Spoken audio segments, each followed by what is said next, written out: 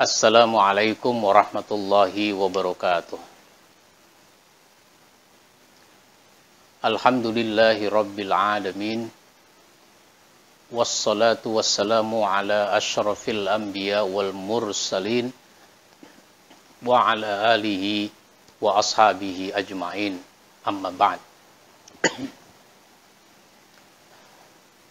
Kaum muslimin dimanapun Anda berada, wabil khusus teman-teman, adik-adik dari JPRMI Mataram yang meminta dilakukannya siaran langsung pada pagi ini.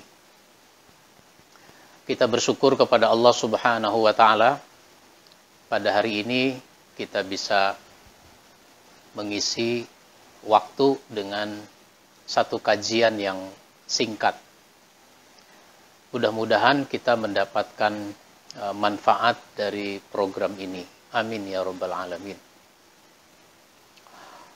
Pada kesempatan ini, atas permintaan dari JPMRI, Jaringan Pemuda Remaja Masjid Indonesia Kota Mataram, NTB, saya diminta untuk membahas tentang 4 faktor yang membuat seseorang bisa beruntung.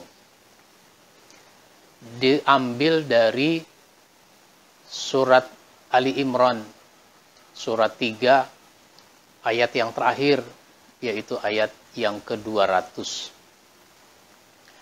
A'udzubillahi minasyaitonirrajim. Ya ayyuhalladzina amanusbiru wasabiru warabitu wattaqullaha la'allakum tuflihun. Di dalam ayat ini Allah Subhanahu wa Ta'ala menyebutkan ada 4 hal yang membuat orang bisa mencapai keberuntungan dalam hidup di dunia maupun dalam kehidupan di akhirat nanti. Hai orang-orang yang beriman, ya ayyuhalladzina amanu isbiru. Sabarlah kamu. Sabar ini kunci keberuntungan. Karena kalau ada orang punya masalah, dia tidak sabar, maka dia justru akan membuat kacau kehidupannya. Hadapi dengan penuh kesabaran. Sabar itu apa? Sabar itu artinya menahan atau mengekang. Orang sabar adalah orang yang menahan atau mengekang dirinya dari bersikap, berucap, bertindak yang tidak dibenarkan oleh Allah Subhanahu wa Ta'ala. Maka segala hal yang bisa membuat Allah tidak menyukainya, Allah tidak membenarkannya, dia menahan diri untuk melakukannya. Itu sabar. Nah, yang kedua, wasabiru. Sabar itu lagi diperkuat. Hai orang beriman, sabarlah kamu, kuatkan kesabaranmu. Nah, sabar itu harus diperkuat.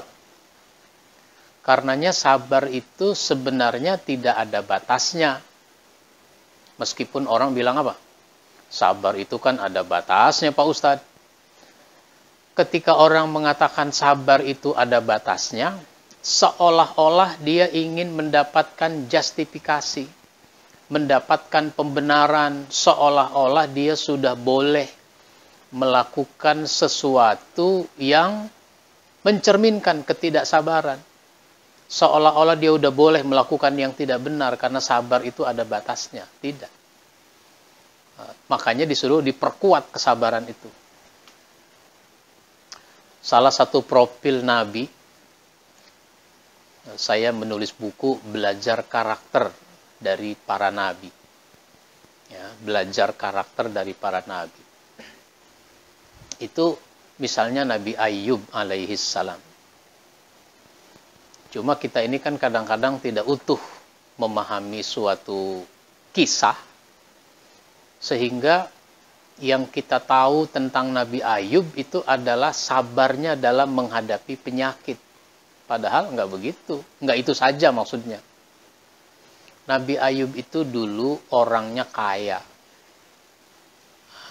hartanya banyak. Dia taat beribadah kepada Allah Subhanahu wa Ta'ala pada saat dia kaya. Lalu syaitan mengejek. Syaitan mengejek. Wajar saja dia rajin beribadah, duitnya banyak, hartanya banyak. Maka Allah Subhanahu wa Ta'ala menguji Nabi Ayyub ini dengan hartanya habis. Hartanya habis.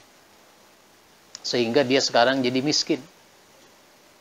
Meskipun dia sekarang miskin, dia terus menunjukkan ketaatan kepada Allah, dia beribadah kepada Allah Subhanahu wa Ta'ala. Lalu syaitan mengejek lagi. Memang dia sudah miskin. Dulu dia ibadah waktu kaya, sekarang dia ibadah waktu miskin. Ya wajar saja. Karena dia ini kan punya anak. Coba kalau dia nggak punya anak, belum tentu. Maka Allah Subhanahu wa Ta'ala menguji lagi. Anaknya mati semua. Anaknya mati semua. Sehingga sekarang dia nggak punya harta. Dia nggak punya anak. Tapi dia rajin beribadah. Terus saja rajin beribadah. Syaitan mengejek lagi. Wajar saja dia rajin beribadah. Karena dia kan badannya sehat. Kalau dia sakit mah belum tentu. Maka Allah uji lagi. Dia diberikan penyakit. Nah, ternyata pada saat sakit itu dia terus saja beribadah. Penyakitnya cukup lama. 18 tahun. Nggak berhasil syaitan menggoda, mengejek Nabi Ayyub alaihissalam ini. Akhirnya syaitan goda dia dari istrinya. Maka istrinya pergi. Dia tetap dalam ibadah kepada Allah. Meskipun tinggal sendiri. Orang sekitarnya sudah pergi. Ini sebuah contoh. Jadi sabar itu harus diperkuat. Nah, maka yang pertama tadi sabar. Yang kedua perkuat kesabaran. Nah, yang ketiga adalah warabitu. Warabitu. Dan tetap siaga. Dalam konteks perang, itu di perbatasan negeri. Mana-mana pos yang harus dijaga, dijaga. Tetap siaga. Sesuai dengan situasi kondisi masing-masing. Sesuai dengan tugasnya masing-masing. Tetap bersiaga. Nah, oleh karenanya, kesiapsiagaan itu mencegah terjadinya malapetaka. Nah, dulu waktu Nabi berperang, namanya Perang Uhud. Perang pertama, Perang Badar, berhasil dimenangkan. Perang kedua, balas dendamnya orang-orang kafir, yaitu Perang Uhud. Nabi bagi pasukan jadi dua. Ada yang di kaki bukit, ada yang di atas bukit. Dalam waktu singkat, yang di kaki bukit sudah berhasil mengalahkan lawan. Musuh kocar-kacir.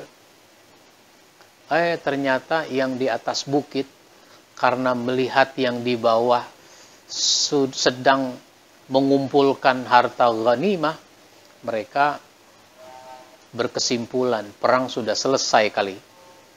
udah pada mengumpulkan ghanimah sih, maka akhirnya mereka turun. Nah, mereka turun.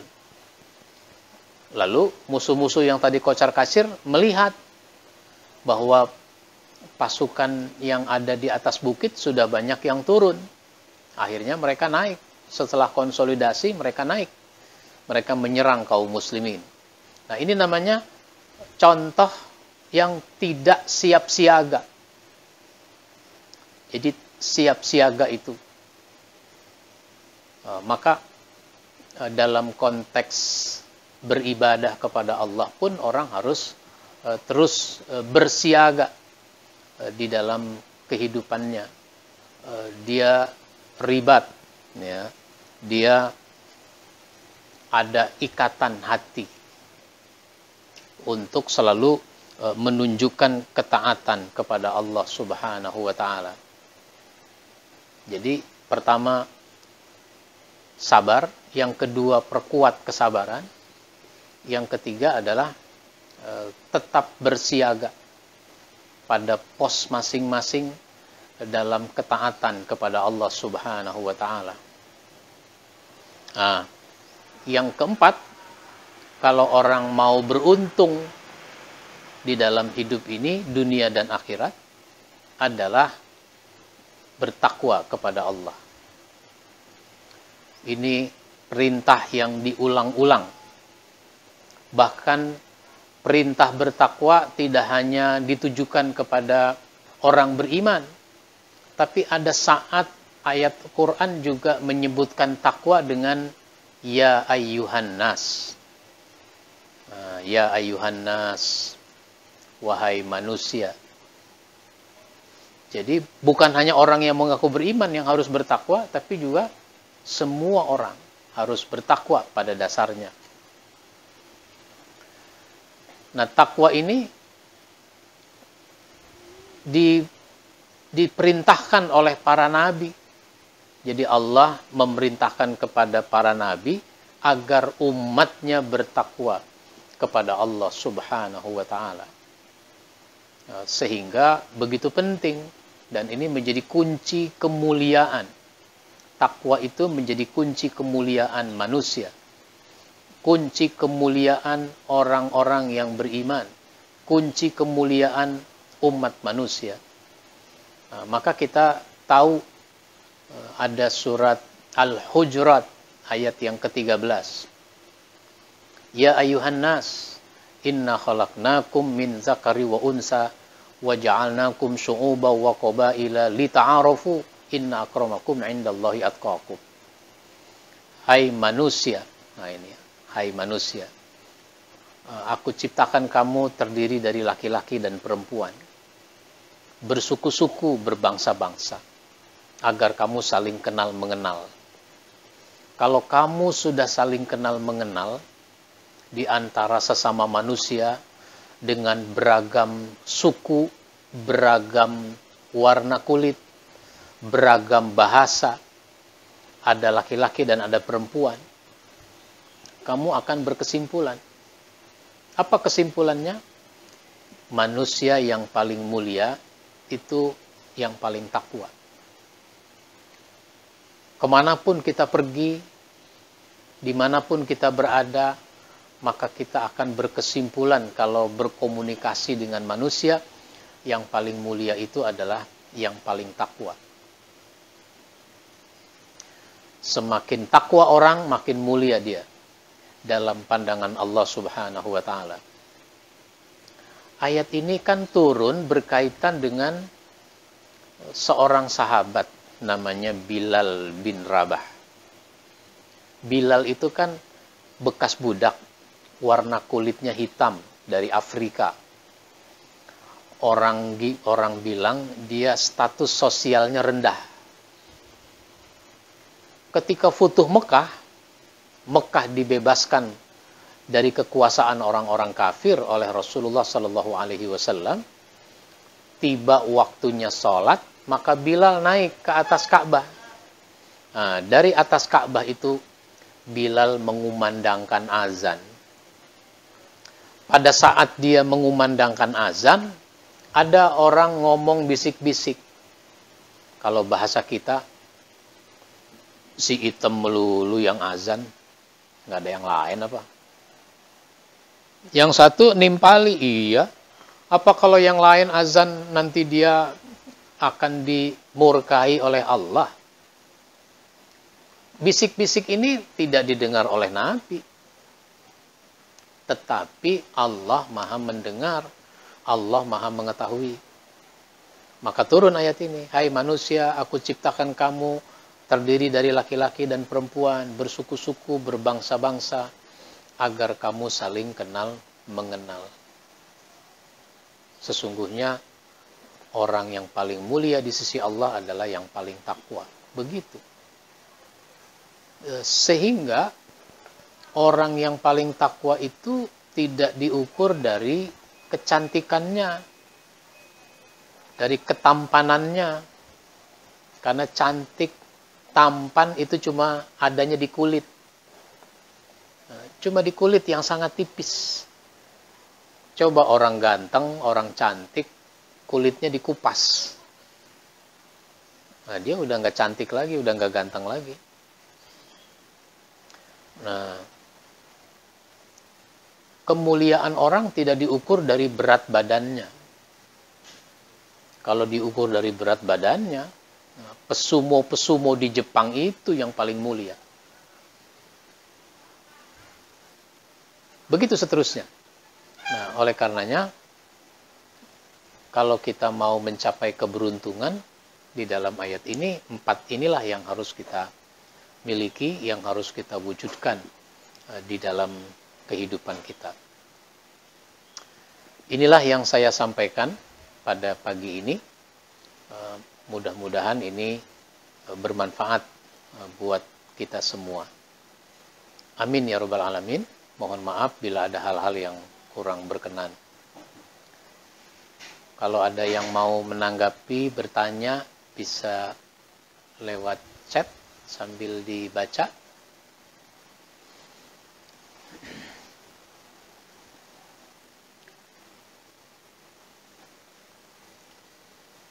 Pada kesempatan yang lain, itu ada orang bertanya, bagaimana supaya kita bisa mengokohkan ketakwaan? Ya, ini ada pertanyaan, untuk menjadi takwa, hal apa yang dasar kita butuhkan? Hal mendasar apa yang kita butuhkan? Ya, kalau kita takwa, takwa itu kan definisinya melaksanakan perintah Allah, meninggalkan larangan Allah. Itu artinya apa? Itu artinya kita harus tahu apa yang diperintah, apa yang dilarang. Kita harus tahu apa yang diperintah, apa yang dilarang. Berarti yang harus kita miliki adalah pemahaman. Pemahaman tentang apa yang diperintah, apa yang dilarang. Sebab kadang orang tidak tahu kalau itu diperintah, nggak tahu kalau dilarang. Nah, yang kedua, sesudah paham apa yang diperintah, apa yang dilarang, mau komitmen. Oh, pokoknya apa yang diperintah saya berusaha mengerjakannya, apa yang dilarang saya berusaha meninggalkannya. Orang yang melanggar, dia tahu sebenarnya bahwa dia melanggar. Itu nggak boleh, dia tahu. Cuma komitmennya yang tidak ada. Jadi dia harus komitmen.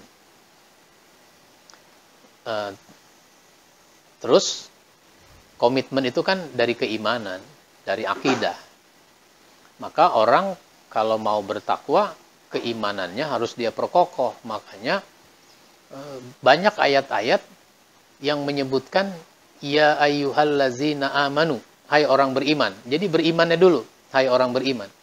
Ittaqullah, bertakwalah kamu kepada Allah.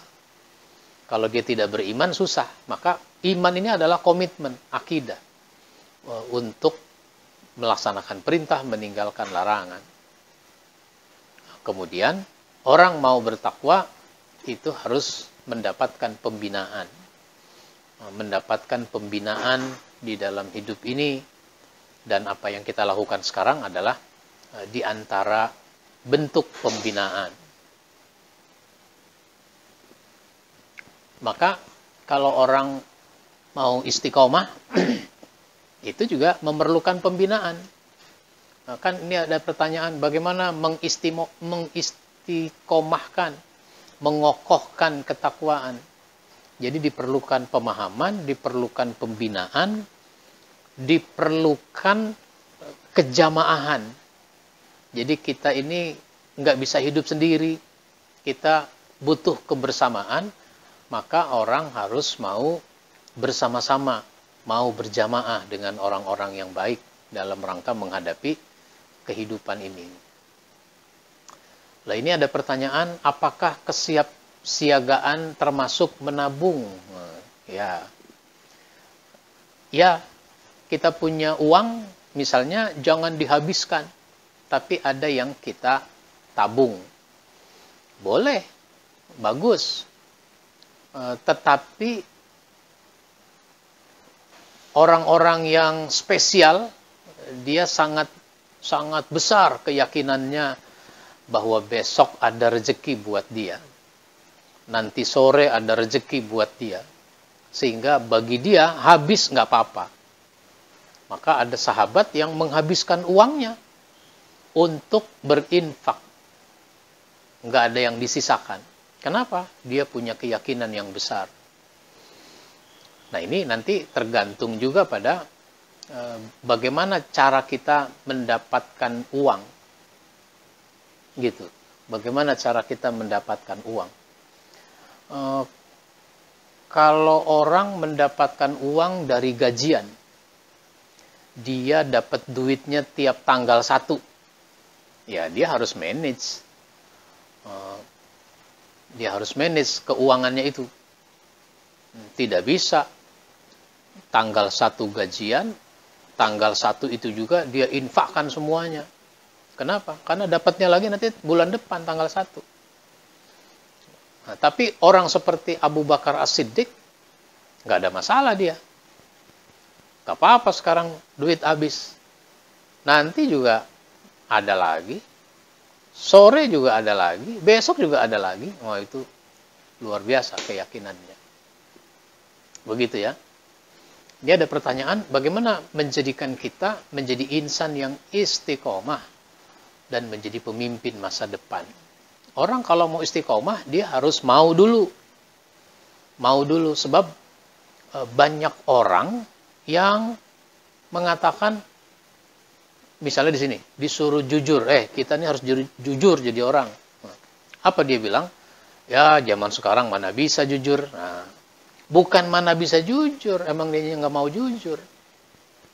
Jadi maunya dulu. Sesudah mau, dia harus tahu, paham.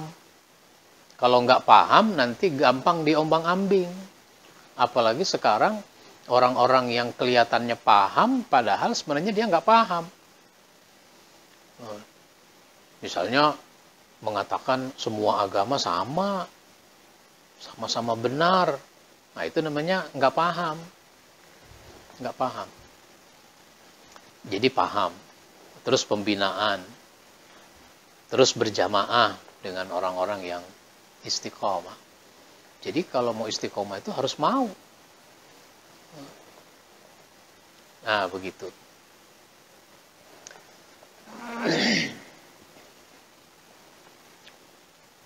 Oleh karenanya,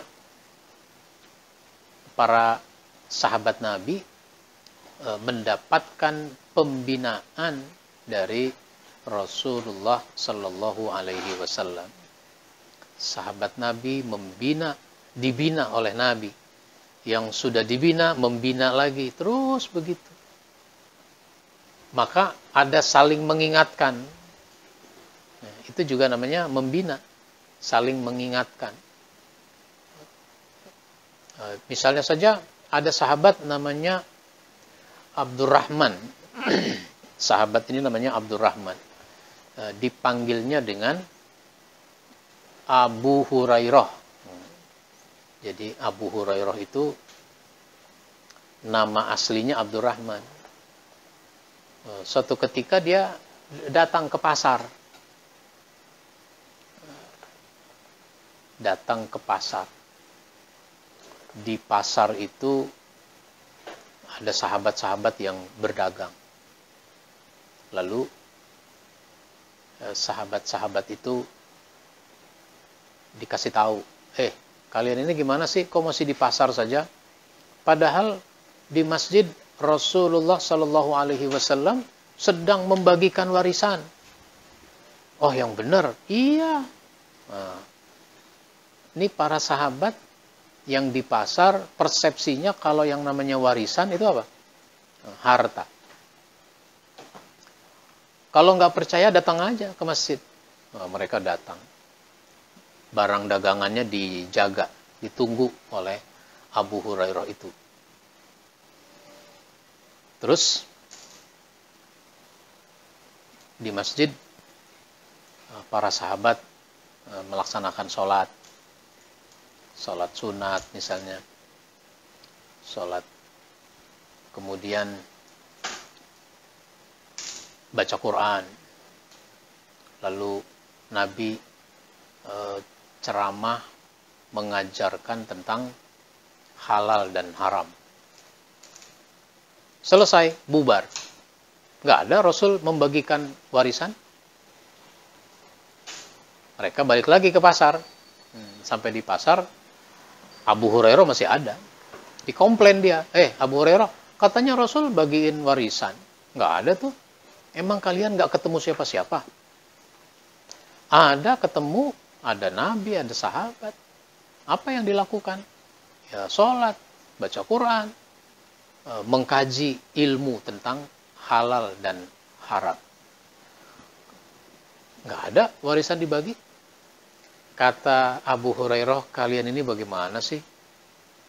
Ya itu dia yang namanya warisan Nabi. Nabi itu tidak mewariskan harta. Itu dia warisan Nabi. Sholat, Al-Quran, ilmu tentang halal dan haram. Nah, begitu.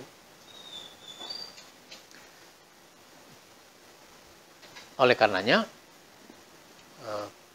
pembinaan ini menjadi sesuatu yang sangat penting agar kita bisa saling memperbaiki, saling menyempurnakan.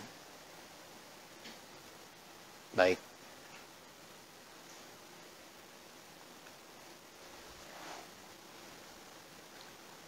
Ada lagi?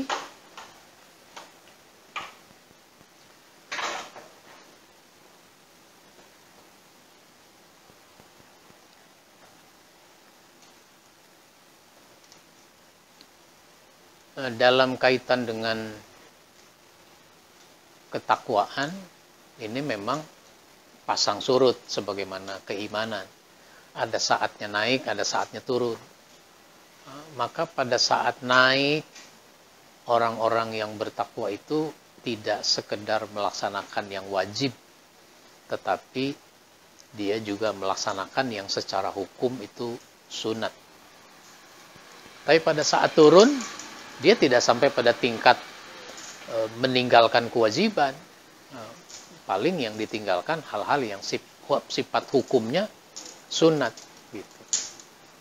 Kalau meninggalkan kewajiban itu bukannya turun, itu mah jatuh namanya. Keimanannya jatuh, ketakwaannya jatuh. Nah, begitu. Maka sekarang mari kita tingkatkan komitmen kita untuk selalu melaksanakan perintah Allah dan meninggalkan apa-apa yang dilarang Allah atas kita. Dalam rangka meningkatkan komitmen itu, kita harus pelajari lagi, kita pelajari terus mana yang diperintah dan mana yang dilarang. Agar motivasi kita semakin besar, maka kita harus tahu makna hikmah di balik perintah dan di balik larangan. Disitulah nanti ada tujuan syariat yang harus kita pelajari. makna di balik perintah dan di balik larangan. Kesimpulannya adalah di balik perintah itu pasti ada kemaslahatan, ada kebaikan yang mau diwujudkan oleh Allah. Ada maslahat, ada kemaslahatan yang ingin diwujudkan Allah. Dan di balik larangan itu pasti ada mafsadat, ada kerusakan yang ingin dicegah oleh Allah. Misalnya zina. Zina itu dilarang karena di situ ada mafsadat. Bukannya tidak boleh orang melampiaskan hasrat seksual, boleh. Tapi kepada istri atau kepada suami. Biar supaya jadi istri, biar supaya jadi suami, ya akad nikah. Akad nikahnya akad nikah yang sah. So bisa jadi ada orang akad nikahnya tidak sah. Begitu. Jadi satu-satunya cara untuk menghalalkan hubungan seksual itu adalah akad nikah. Bukan seksual consent, istilah yang dikembangkan, seksual consent. Konsensus bersama antara laki-laki dan perempuan untuk melakukan hubungan seksual. Nah, maka bahasa yang lebih gampang adalah suka sama suka. Seks itu tidak jadi halal dengan suka sama suka. Seks itu jadi halal dengan akad nikah. Dia juga tidak halal dengan cara bayar. Karena udah bayar lalu jadi halal, jadi boleh. Enggak. Kalau kepada pelacur kan bayar. Nah, jadi dengan akad nikah saja. Akad nikah yang sah. Emang ada akad nikah yang tidak sah? Ya ada. Misalnya orang akad nikah tanpa wali, tanpa saksi. Nikah tanpa wali. Keluarga si perempuan gak ada yang tahu kalau anak perempuannya menikah. Nah itu tidak sah, udah jelas tuh. La nikaha illa biwaliyin, kata Nabi. Gak ada nikah kecuali dengan wali. Apalagi nikah kepada orang yang belum waktunya. Nikah kepada seorang wanita yang belum waktunya. Maksudnya bagaimana tuh yang belum waktunya? Ya misalnya ada orang jadi janda. Wanita jadi janda. Dia jadi janda baru sebulan. Jadi janda baru 2 bulan. Lalu saya menikahinya. Oh, itu tidak sah. Kenapa? Karena si janda itu masih dalam masa iddah. Karena masa iddahnya 3 bulan, 10 hari. Nah, bulan keempat misalnya menikah. Dari segi masa iddah udah habis. Ternyata sebenarnya dia hamil yang disembunyikan. Dia hamil kan, hamil baru 3 bulan itu belum begitu nampak. Dia nikah. Nggak boleh juga, nggak sah. Kenapa? Karena dia masih masa iddah. Sebab apa? Kalau masa orang hamil, si janda itu hamil, masa iddahnya sampai melahirkan. Nah, itu contoh-contoh. Atau menikah kepada orang yang sementara tidak boleh dinikahi. Untuk sementara nggak boleh saya menikah dengan wanita itu. Siapa itu? Ya misalnya seorang wanita yang menjadi istri dari seorang laki-laki. Kan ada tuh seorang wanita punya 2 suami. Nggak boleh. Nggak boleh. Jangankan dia masih berstatus istri. Dia sudah jadi janda saja, harus mengakhiri masa iddahnya dulu. Nah, itu. Atau untuk sementara tidak boleh menikah dengan ipar. dengan ipar. Misalnya saya punya istri saya punya adik perempuan. Adiknya saya nikahi, padahal saya masih menjadikan kakaknya sebagai istri. Maka pernikahan dengan adiknya itu tidak sah. Nah, itu contoh-contoh. Nikah tanpa wali, nikah kepada orang yang tidak boleh dinikahi untuk sementara, apalagi untuk seterusnya, untuk selamanya. Untuk selamanya nggak boleh nikah sama wanita ini. Siapa dia? Mertua, misalnya. Kalau ibu udah jelas, ibu, kakak, adik, bibi, itu kan nggak boleh. Nah, ini nikah sama mertua, karena mertuanya masih muda. Istrinya udah meninggal, dia nikah sama mertuanya, nggak boleh. Mertua tuh nggak ada bekasnya. Ini contoh-contoh ya. Jadi kalau orang takwa nggak mungkin begitu. Cuma kok begitu? Ya karena dia nggak paham. Ada juga karena nggak paham. Jadi diperlukan pemahaman biar supaya orang bisa menguatkan ketakwaan. Baik.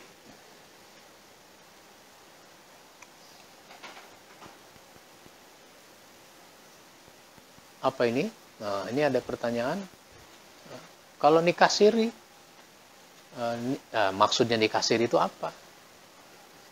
Kalau nikah siri dalam arti tidak dicatat di KUA, ya selama rukunnya terpenuhi, nggak masalah. Dari segi hukum agama, nggak masalah. Cuma tidak tercatat saja secara administratif. Nggak ada buku nikahnya. Kan ada orang, ini kejadian, ada orang melamar, terus diterima oleh walinya, diterima, saksinya banyak, rombongan dari pihak laki datang, keluarga perempuan dan tetangga-tetangganya juga kumpul. Sesudah diterima itu lamaran, dari pihak laki-laki bertanya, jadi rencana pernikahannya kapan ini Pak? Si bapak itu malah jawab, kalau mau sekarang boleh, bisa. Sekarang. Ditanya tuh calon lakinya, mau kalau sekarang? Mau, begitu. Mau. Ya udah sekarang aja. Ngapain nunggu lama-lama? Akhirnya dinikahkan itu sekarang juga, saat itu juga. Wah, diminta aja cincin emaknya. Mak, sini cincinnya mak. Buat mas kawin. Ini berapa gram mak? Ini 5 gram. Oh, dicopot cincin emaknya misalnya. Maka dilangsungkanlah akad nikah saat itu. Bapaknya ada wali. Anak laki-lakinya namanya Iskandar misalnya. Ananda Iskandar, saya nikahkan engkau dengan anak saya, Siti Nurhaliza, dengan mas kawin 5 gram perhiasan emas, dibayar tunai. Si Iskandar langsung jawab, saya terima nikahnya, kawinnya Siti Nurhaliza dengan mas kawin tersebut dibayar tunai. Udah selesai, sah. Saksi banyak. Ya, itu kalau nikah siri yang dimaksud seperti itu sah, boleh secara hukum agama. Tapi kalau nikah siri dalam arti si perempuan nyelonong sendiri, keluarganya nggak ada yang tahu, padahal dia punya keluarga, ada ustadz di mana yang membimbing pernikahan, nah, ini ustadz bodoh namanya, ustadz bodoh. Dia mau saja di KUA saja yang sudah ada administrasinya masih dicek, KTP-nya mana, kartu keluarganya mana, mana orangnya, gitu. Ini langsung si ustadz terima saja, ayo saya nikahin. Oh, cek dulu walinya mana, dan seterusnya. Kadang-kadang dibohongi juga tuh ustadz. Saya ini hidup sebatang kara Pak Ustadz. Jadi udah nggak punya keluarga, percaya aja dia. Baik.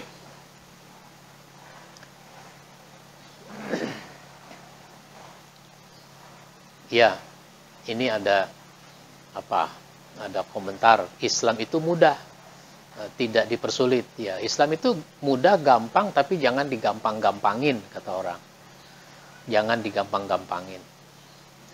Tidak bermaksud mempersulit, tapi jangan digampang-gampangin. Jangan dianggap remeh.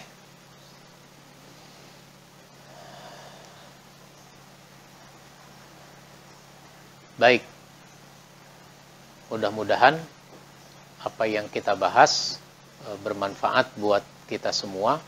Mohon maaf bila ada hal-hal yang kurang berkenan. Saya cukupkan sampai di sini.